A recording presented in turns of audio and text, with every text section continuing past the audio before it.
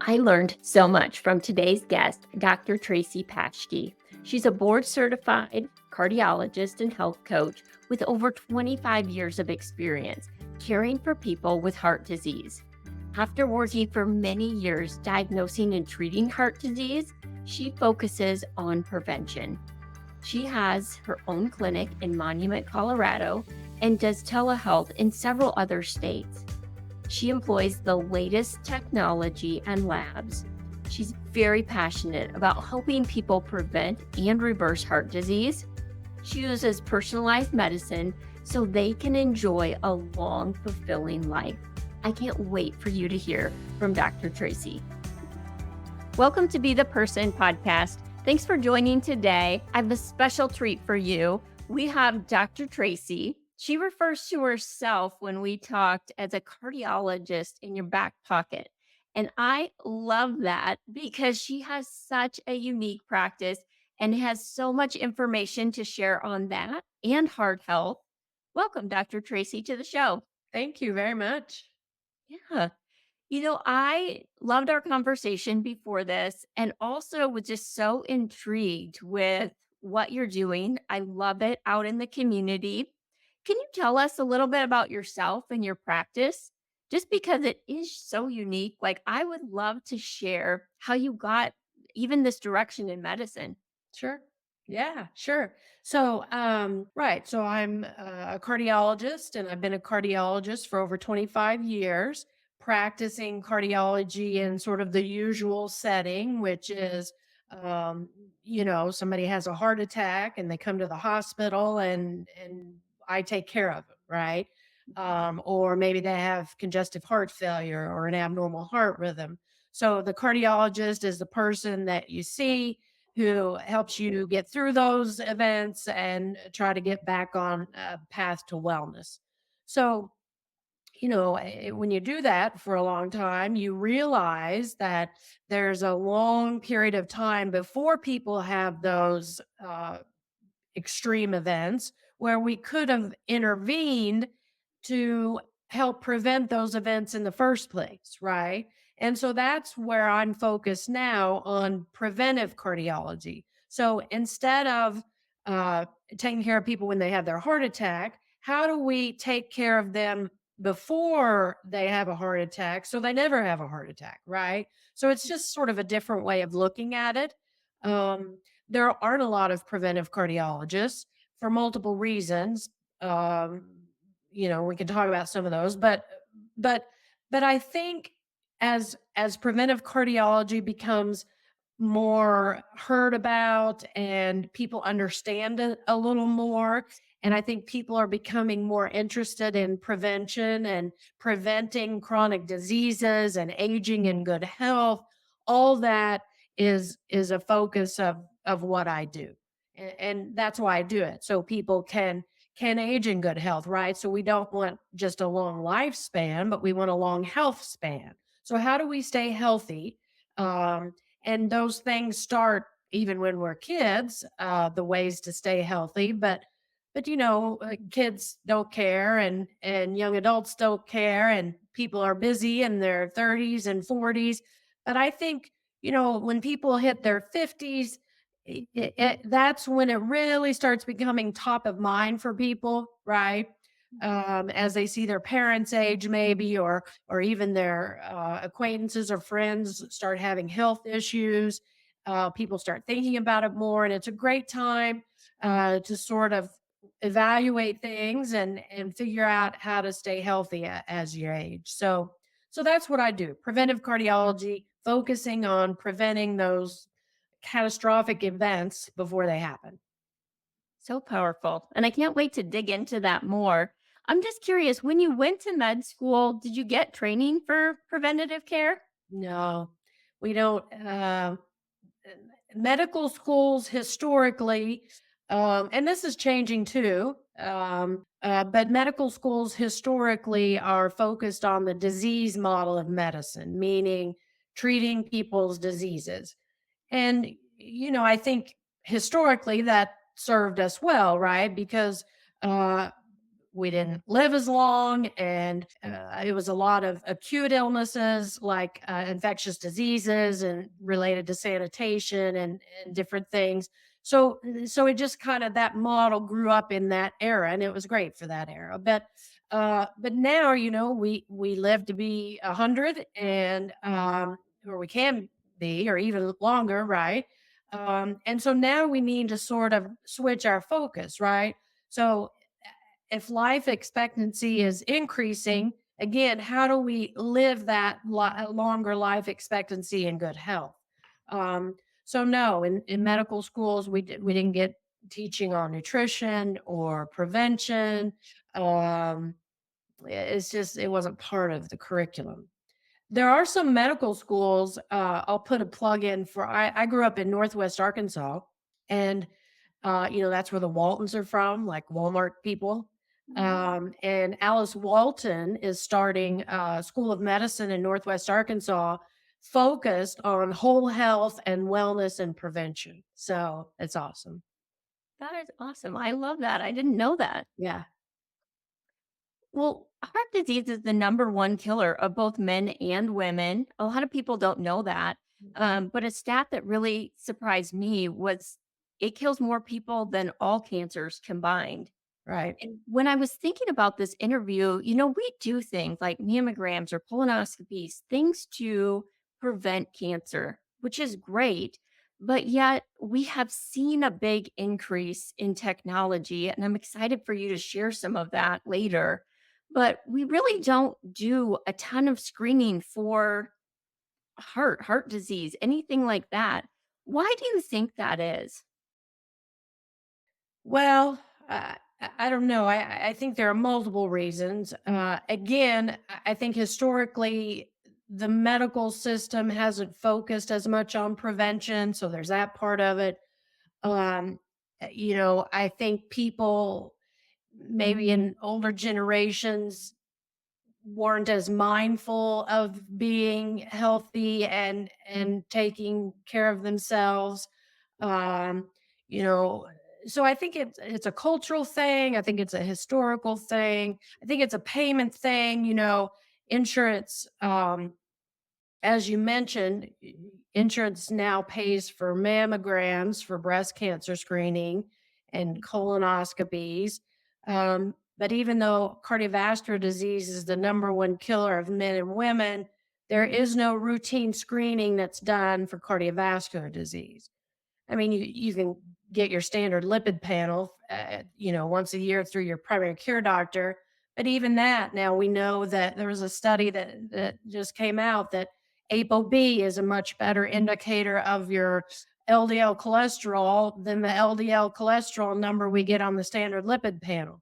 Well, no one, I mean, I do, but most primary care doctors don't check ApoB, and they don't because insurance doesn't reimburse it. So it's this weird, conglomeration of reasons. Um, but what I like to tell people is that, uh, it's 2024, right? We know that there's advanced lipid panels, inflammatory markers, some amazing imaging that we can do of the heart that can tell you exactly what your personalized risk is and what's going on with your heart. So we don't have to, well, your family history, maybe you're at increased risk, or your total cholesterol is a little high, maybe it's increased risk, or the reverse. You know, everybody in your family has had heart attacks, but your cholesterol is okay, so you must be okay. Well, that's kind of old way of thinking about it, right? So part of what I try to do is to educate people that, it's estimated that 80 to 90% of cardiovascular disease is modifiable the risk is modifiable by lifestyle factors. So even if you have a strong family history of heart disease, doesn't mean you're destined to have a heart attack or die of heart failure. It means that you have the power to make a lot of changes that impact that risk. So, if 80 to 90% of it is modifiable, that's good news, right? That's an empowering message. So, So I try to educate people on statistics like that, because when they hear things like that, they're it gives them, hope, right? Yeah. Um, that it is more in your hands and than we think. And even if your doctor doesn't test for these other things, they are available. There are physicians that do it. Sometimes you just have to advocate for your own self and your own health and kind of just find people to help you, right? Yeah. So good. So when somebody comes to you and they're a potential patient, can you give us a little bit of like what does that look like? What do you do for people that, every day just are coming in? Because again, I didn't know when I talked to you just because I had never heard of a practice like yours. So can you walk us through what that would be? Sure. So, so I had to, again, there's no standard protocol for preventive cardiology, right? So it's not like guidelines, physicians, we have guidelines when someone reaches 45, they need to go for colorectal screening. When women reach a certain age, they get mammograms and then the time intervals change, but and then vaccinations, you get a shingle shot when you turn 50. So all these things and protocols and guidelines that doctors follow um, come from experts compile all the data and they make best data that we have available. What's the best thing to do? Well, there is nothing like that for preventive cardiology because we haven't done it. So I had to sort of make my own roadmap. So I took bits from integrative medicine and functional medicine and Western medicine and Eastern medicine, and I made my own roadmap. And so taking sort of cherry pick the best parts of all those things. So what I do in my practice, and again, this has even evolved. I've had my practice for 2 years, and it's even evolved in the time that I've been doing focusing on preventive cardiology. Just as things change, right, and as new studies become available and new gadgets and wearables. So what I do is I do an initial consultation with someone. Um, and, it's an hour and a half visit. We go over medical history, family history, sleep history, stressors. Um, they complete a 3-day food journal so I can get an idea of normal what they're eating on a daily basis. Um, and my electronic medical record, people can upload any labs or testing they've had or old data so I can review all that. So I sit down with you for an hour and a half. We go over all this stuff.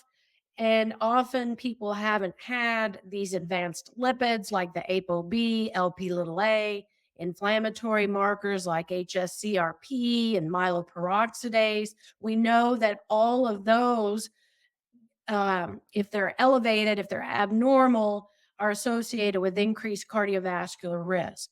So, if people haven't had those markers, I try to arrange for them to get those markers. Again, insurance often doesn't pay for them, but I have several places where I can get that full panel for around $200. So it's doable, and it's even cheaper sometimes than it would be with your insurance copay, right? Sometimes people's lab costs are several $100s out of pocket, even if they do have insurance. So anyway, we do some advanced lab testing, and then I always try to get people to do some sort of advanced imaging. Again, to look and see what's going on with you and your arteries. And there are different ways we can do that. Um, and I'll just go through them briefly, and I think of it sort of in a stage. There are different sort of levels of looking, right? So the first level would be like a CIMT. You may have heard of that, a carotid, where we take an ultrasound picture of the arteries in the neck, looking for thickness of the vessels, or plaque in the vessels, because we know that that correlates with, um, that's a good surrogate for what's going on in the heart arteries. Okay.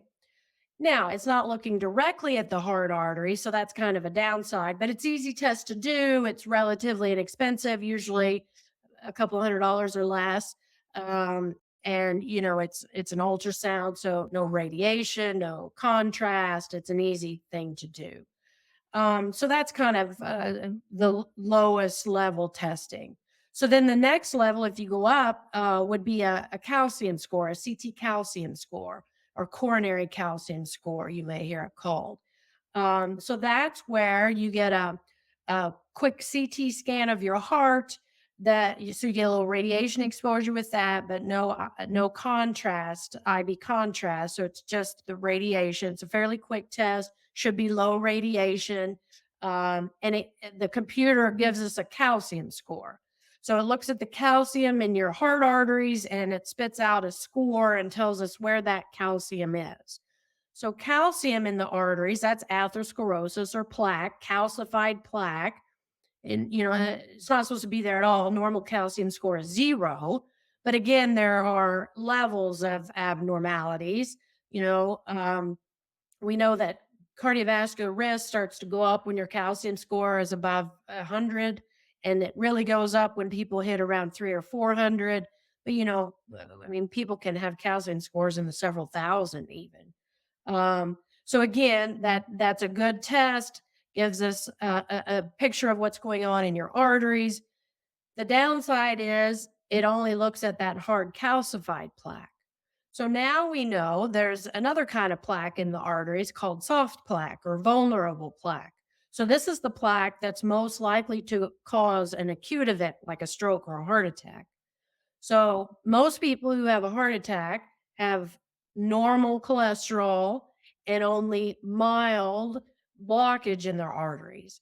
So then you might say, well, then how do they have a heart attack? Well, what happens is they get a plaque in their artery. That mild plaque becomes inflamed or unstable, and like a little volcano, the top of the plaque ruptures and comes off, and all these factors go into the artery and cause a cascade of events that can cause a sudden blood clot that blocks off the artery, and that's a heart attack. But again, most heart attacks occur in a setting of a mild plaque, a soft plaque that has become inflamed and unstable. So this third test that I try to get people to get is called a CCTA, a CT scan of the coronary arteries. And then I like to ask people to get some other form of, it's called like AI imaging. So clearly, and is the best known one, the one I usually send people for. So this it's called CCTA plus clearly. So they get a CT scan of their heart, and then this clearly is an AI software package that looks at the plaque. So it tells us where the plaque is, how severe the plaque is, and then what kind of plaque is it? Is it hard calcified plaque? Is it soft plaque? Or is it mixed plaque? So this is really the only test we have that can do that. So it's like the Mac Daddy test, right? So you have the CIMT test, which is good, and then the calcium score, which is a little better, and then the best test as of technology right now is this CCTA with some sort of plaque analysis. Okay. That's super Once we helpful. once we get all that data, see, then I can take that data and make a personalized plan for you, right? So we don't have to say, well, your cholesterol is a little high, you might be an increased risk, you better exercise more, right? Or you better take um, you know, cut out the meat in your diet. Well, all that's good to exercise and cut out the meat in your diet, but those are sort of general recommendations, right? That's what I would tell anybody. But if I know what your ApoB is and your LP little a is and your inflammatory markers are, and I see some sort of imaging of your arteries, I can give you a much more personalized assessment of what's going on with your heart. So helpful. So what if we're seeing that? Maybe just an example of somebody's thinking, okay, what if I have, higher cholesterol, my ApoB is elevated, there's some things showing on the clearly test. I'm not necessarily, I'm not going to have a heart attack tomorrow, but I'm headed in the wrong direction. Right. What are some things that you would recommend maybe to that person? And I know it's probably a little different for everyone Right. that would get them headed in the right direction. Well, I mean, I start with sort of the general guidelines that I would tell anyone, and those are the best diet for your heart is a whole food, plant based diet. So I help people transition to a healthier diet. Um, we know that exercise is great for the heart, great for the brain, keeps us strong as we age. So, and I know obviously that's your baby. So I try to get people to exercise more. Um, Sleep is very important. Sleep is related to cardiovascular disease. People who have sleep apnea are at increased risk for stroke, heart failure, or even sudden death, abnormal heart rhythms. Um, we know that sleep is when the brain restores itself, right? Cleanses itself. So we know that people who don't get good sleep have increased risk of Alzheimer's and dementia. So sleep is very important. We know that social connection is very important. If you know about the blue zones, those are places in the world that have the longest lived populations. They live longest in good health. And social connection is a very important part of those cultures. Um, Stress management is also very important. So I talk to people about that. We know that chronic stress in even everyday life increases our stress hormones, cortisol and adrenaline, which is linked to inflammation, which is linked to heart disease. So again, it's all related, right? And then the last key on that is to avoid risky substances. So, of course, no smoking. I try to get people to stop drinking alcohol. No marijuana. The latest data on the heart and marijuana is not looking good. So I try to steer people away from marijuana. So those are the pillars of lifestyle medicine. So if everybody followed those six pillars, we'd all be much healthier, much happier. We'd live longer in good health. Now, those aren't easy to do, obviously, or everybody would already do those things. But I help people um, come up with plans how to institute those things into their everyday life, where they become habits, just like you know making your breakfast every morning, right? Just something you do every day, top of mind, you think about every day. So that's sort of the general things. So then if we work on that and I have a bunch of gadgets I can use to test people's other things and we can come back to that. But so let's say so I'll think of someone that I've had recently. Someone who sort of the typical person I see might be someone who's had kind of this borderline high cholesterol, um, who has a family history of heart disease, but they've always been told everything's okay. Um, what is their true risk? So then I send them for an LP little a or an ApoB and they're elevated. So we know that those are associated with increased cardiovascular risk. So then I send them for some sort of imaging. So let's say I send them for a CCTA with clearly, and they've got 30% hard plaque and around the sides of the plaque, there's like 10 and 20% soft plaque. And you get these beautiful pictures. They're all color coded and people, they lay the artery out so people can really see it and understand it. And there's nothing that'll make you really want to make some changes other than seeing what you have. Yeah. Now, in that person, there's plenty of data that shows that they need some sort of cholesterol medicine, whether it be a statin or a PCSK9 inhibitor or bempedoic acid. So there are lots of options. There are lots of ways we can treat that with medication on top of all the lifestyle things we're doing. But we know that medication in that instance helps keep that plaque stable, keeps it from rupturing, keeps the inflammation from getting worse in the plaque. So we know that is backed by lots of data. But me being able to make that recommendation to someone is based on what their artery shows, right? So not just, well, you might need a statin or maybe you don't. We don't really know. It's again, it's more personalized based on what exactly you have. Now, I've seen it the reverse too. Maybe someone has a family history of heart disease and their cholesterol is a little bit high, but they don't want to take a statin, or maybe they tried and gave them muscle aches, or they're just nervous because they see on the internet all these things. Um, so I send them for a CCTA with clearly they don't have any plaque anywhere. Right?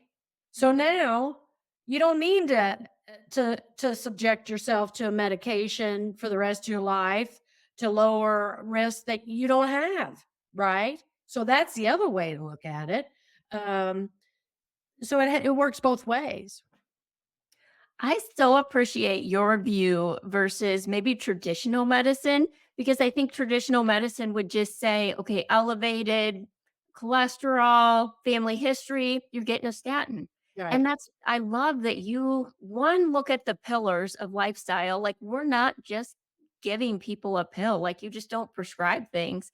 Not that you're against it, but there's all these things that we need to do in addition, and then making that personalized recommendation, I just think is so powerful. Right. And again, I think the average person gets 7 minutes with their primary care doctor, right? So if you're spending minutes with your primary care doctor, they're rushed, you're rushed. Who has time? They don't have time to talk to you about a statin versus a PCSK9 inhibitor versus bempedoic acid versus, is your insurance going to pay for it? Probably not. But then they don't have time to try to get it pre-approved. So see, it's multiple things. So it goes back to, like me in my visits, my initial consultation's an hour and a half. My follow-up visits are 30 minutes to an hour, whichever, you need. But I have the time. I like to talk to people about this stuff. I like teaching people about their body and their health because probably because that's how I am too, right? I don't like to take medicine and I don't trust anybody with anything, it's my body. Um, I should care more about my health than anybody else does, right? And so should everyone else, right? And so that's kind of the message that I'm trying to get people to understand. It's not just you can do whatever you want for 60 years, then you have a heart attack and then you see the cardiologist and they give you Lipitor and you'll be fine. That's not how it works. It's much easier to prevent disease than to treat the disease. And there are a lot of things we can do to prevent the diseases that we see that are running rampant. And it's just, again, an empowering message that I'm trying to get out to people. Yeah. We're very much the same in that just because you said it earlier, exercise is kind of it's my baby. I love Orange Theory. The number one muscle we train is your heart. So strength training is so important as you age, but cardio is also important. Like, your VO2 max matters. Your heart is the thing that has to keep pumping to keep you alive. So I appreciate that. And I think our messages are so similar. Yeah. Yeah. So tell us maybe about, I know that you talked a little bit about the ideal patient.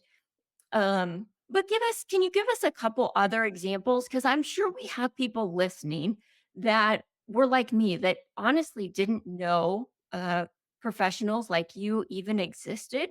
And they're thinking, wow, maybe I do need this. Um, just a few examples of people that you see every day that would really benefit.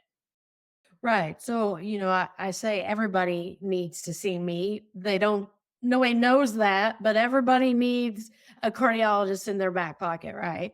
Um, so, so again, cardiovascular disease is the number one killer of men and women.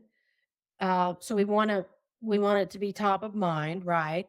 So maybe, everyone needs to see me, but the people that really should probably see me would be someone with a family history of heart disease. So, those families where your dad had a heart attack in his 60s and his dad had a heart attack, you should come see me. Um, People who have a borderline cholesterol should come see me. People who have multiple risk factors, so maybe someone has high blood pressure and diabetes, those increase your risk of cardiovascular disease. Diabetes increases it by a lot. So again, they should come see me.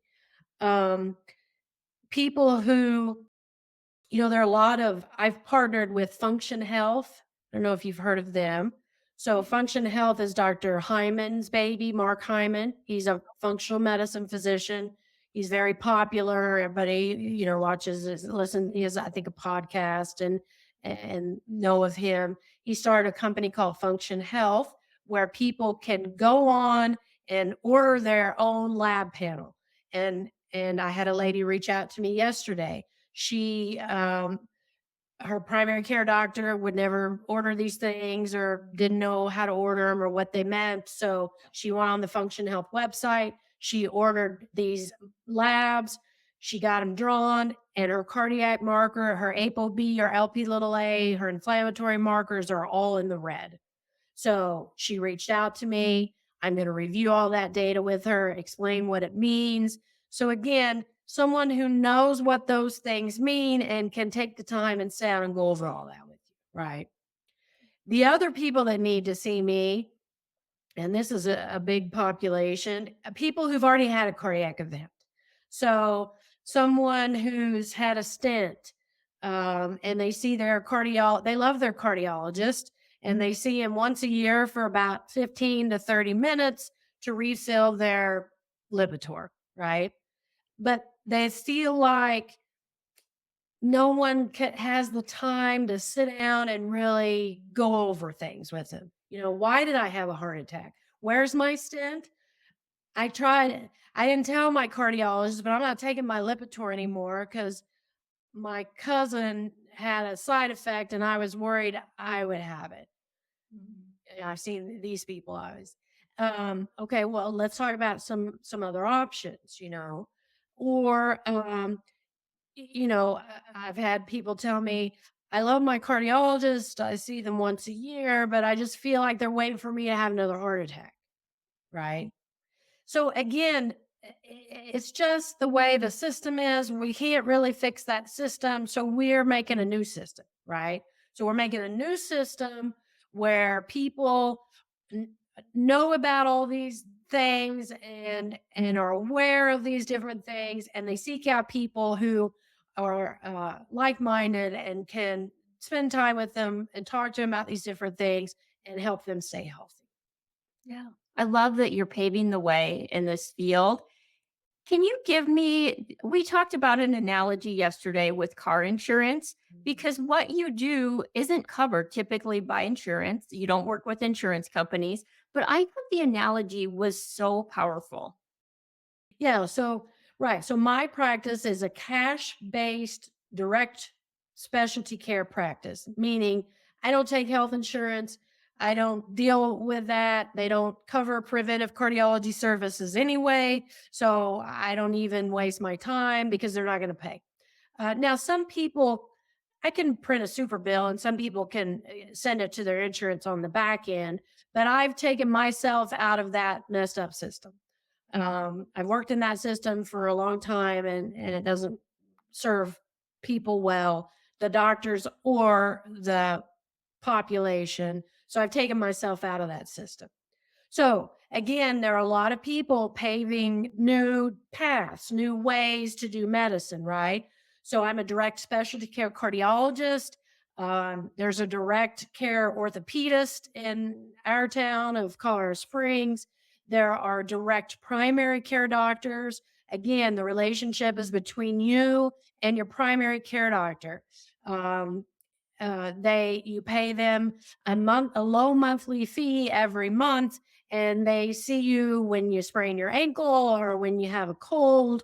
They can see you over video. You don't have to go to the urgent care. So again, it's a new way to do medicine, right? So, and I like to, because often I hear the people say, well, I have health insurance. I want to use my health insurance. I pay a lot of money every month for that, and I want to use my health insurance. Well, that's fine. But don't forget that when you use your health insurance especially for what I do, again, often it's not covered. They won't let you see the cardiologist unless you're having chest pain, not before you have chest pain, right? Again, it's just the way the system is. And by the time you pay your deductible and your copay and you wait 6 months to see somebody, if you're lucky, it's only 6 months. I could have seen you and had your plan all worked out and you're feeling great, right? So again, it's a different way, but sometimes it's, oh, well, that's true. So you're paying when you come see me, you're paying for convenience. I can see you this week or next week at the latest. You're paying to see me every time. You get me. You don't see a different doctor every time. You don't see a nurse practitioner. It's just me. So I know you. I know your complete history. I also know your date of birth without having to look it up. I know you, right? Um, and you're paying for that convenience. So, and then you have your health insurance. So think of it like car insurance, right? So we don't use our car insurance every time we fill up the gas tank or when we get our oil changed or when we get the tires rotated. We use our car insurance when we have a wreck, right? Mhm. So so we pay for all the routine maintenance stuff. So think of your body as needing routine maintenance. Now, there's some routine maintenance that we've gotten worked into health insurance, like mammograms and colorectal screening. That's the routine maintenance stuff. But it just pays for a very small portion of your routine maintenance. And if you don't use your health insurance, again, you get all the benefits of going outside the system, the convenience, the accessibility, the time, the one-on-one working with your physician. Um, and then you save your health insurance. You have health insurance for when uh, you know, have a car wreck and break your leg and need to have your surgery for your leg to get fixed, or you have a cancer diagnosis and you need cancer treatment for the big things. That's the way health insurance used to be, right? Remember, it was major medical, they called it. I remember my parents talking, right? So that was the way it used to be. But then somewhere along the way, it became that health insurance became tied to our jobs, and then health insurance was, we're going to take care of all of it. Well, yes and no. They don't really take care of all of it. They don't take care of the preventive stuff.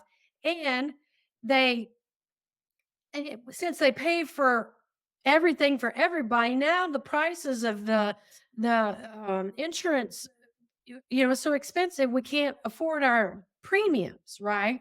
So so the other way I like to tell people, educate them about direct primary care model, direct specialty care models, and health shares. So if you're healthy and your family's healthy and you make a commitment to be healthy, you can sign up for a health share. So it's it's not insurance, and not every state counts it as insurance. Colorado does, where we are.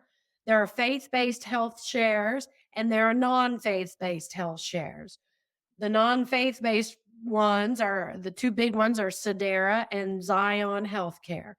So you join, you pay uh, um, every month into this pool. It's like a co-op for health care. You pay into this pool, and if you have a major medical expense, you submit your claims and they pay it on the back end. But it's much cheaper to pay that every month and then pay for your direct primary care and your direct specialty care. It's cheaper than you'd pay for your insurance premium, where nothing gets covered anyway, or you still have your big deductible or your big copay, and you can't get in to see your doctor for 4 months. Yeah. I think such an interesting and just amazing perspective shift on that. I know that it was for me, and I pay monthly and have my own doctor, outside of my health insurance already. I had not heard of specialty care outside of insurance, but I believe some people are gonna be thinking about this, and especially if you're a little bit older and maybe just thinking about, "Do I wanna pay the money for that?" And I would just challenge you to say, like, what is it gonna cost you I if you have a heart attack, if you don't take preventative measures and you know you're in a category that you talked about that really needs to see you, I would just encourage people, you're worth it. You're worth the money to pay whatever it is, um, to have the scan, to see you, because if you don't on the backside, yes, you have health insurance, but it's probably not the best way to go. I think there's a much better way that you're doing it with the preventative care. Yeah. Right. And I think, again, it's just part of it's an education piece. Because I didn't even know what a health share was until I got out of the traditional medical healthcare umbrella, right? Again, and so I think as people deal with the healthcare system today, it's horrible. Everybody is upset about it. Upset with insurance companies. We're upset with our doctors. The doctors are upset with all of it. It's just a mess, right? Um, but I think it's important for people, because when you're stuck in that system and you think you don't have any choice but to be in that system, it's upsetting, right? And it's depressing, and you're just feel like you're a cog in the wheel, whether you're the doctor or the patient, right? Yeah. But to know there are other choices, there are other ways to do it, other ways to look at it. Again, I think it's a very empowering. Oh, I've never heard of direct primary care. I'm going to check in. I'm going to Google that, right? I've never heard of a preventive cardiologist. I didn't even know that existed. I'm going to look into that. I didn't know there were direct care pediatricians that will come to my home to see my kids. I never knew that was a thing, right? So Yeah. there's a ton of stuff out there. Um, just think of it sort of just from a different perspective. And I know podcasts like yours that help get the word out about different things. It's great, but again, even as a physician in that system practicing for 25 years, I didn't know a lot of this stuff existed myself. Yeah. And I love that you're making part of it up as you go. Right. Cool. I love to wrap up with people's 1 to 2 favorite books. Uh, What would that be? And it can be related to your field, but it doesn't have to be. right. Well, I'm an avid reader, so I have a lot of favorite books. Um, One of my my favorite cardiology information books is called Undo It by Dr. Dean Ornish. Dr. Ornish is a cardiologist who, back in the 80s or maybe early 90s, did some of the original clinical trials showing that people can reverse plaque by following a healthy diet, uh, uh, plant-based diet, exercise, stress management, all those lifestyle things I talked about. They can get plaque reversal demonstrated by invasive angiograms that showed plaque reversal. So Undo It is his latest book. So it's a great read. Again, very practical information and advice for people. Um, One of my favorite books, other just sort of is Homo Deus by let's see, Yuval Noah Harari. So here's his book. It's awesome. He's a great thinker. And that book is actually, I'm vegan, and that book is the one that convinced me to become a vegan. So it's kind of special to me. Okay, well, I'll make sure I link to both of those. Thank you for sharing those. Dr. Tracy, I know people are going to want to connect with you after this. What is the best way to do that? Well, you can. So my website, I put lots of stuff on my website. That's www.hearthealth.care, care. I have some free resources. I made an ebook on understanding and managing high blood pressure that people might find helpful. I have some free downloads on stress management and um, anti-inflammatory diet and exercise. I have a weekly, actually, it's every 2 weeks, health and wellness newsletter. You can sign up for that on my website. I have, you can email me info@hearthealth.care and I'll get that directly. Um, those are the big ways probably. And Awesome. I offer people a free 30-minute health consultation. So if you're not sure if you need to see me and maybe you want to kind of run some things by me, you can schedule that on my website. There's a link to schedule that free health consultation. Well, I don't think many cardiologists do that. So, No. so impressed. And I just encourage people to reach out to you. And just, I so appreciate your time to be on today. Thank you. Thanks for having me. Yeah. Thank you, everyone, for joining Be the Person podcast. I appreciate it. And if this resonates with you or someone you know could use this information or Dr. Tracy, please make sure you share it. And always, it would mean the world to me if you would give a 5-star review. Thanks for joining today. I'm excited to share with you that I updated my website, Be the Person, CO for Colorado.com, with all of my favorite things. It has exclusive links with discounts for listeners of Be the Person podcast. It has things like favorite protein bars, books, protein powders. So check it out at bethepersonco.com.